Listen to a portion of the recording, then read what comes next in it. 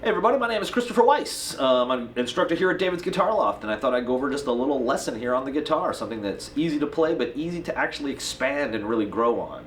It's a big part of what I like to teach, is something that you can learn in really a short amount of time and then expand on it considerably. So basically what I'm going to do here is I'm going to play an arpeggio of an A major chord, and I'm actually going to play the A, the C sharp, and the E here on these two strings.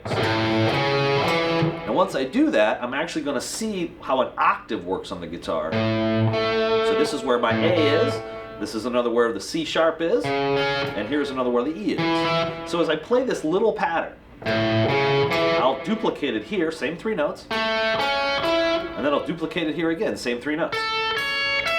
So this allows me to play a pretty much one arpeggio across. Turn my volume up there. All the way across the guitar.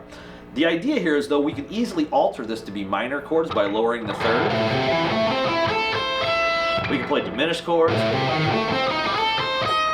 We can play augmented, and so forth from that. But it's just using one finger and you get all the way across the guitar. This actually works with anything. If you play scales, like A minor, you can put it in octaves. Right?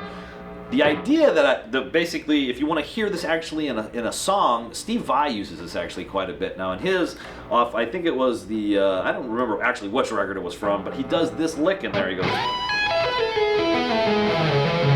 And it's the same concept. He basically is playing an E minor arpeggio, or excuse me, E major arpeggio.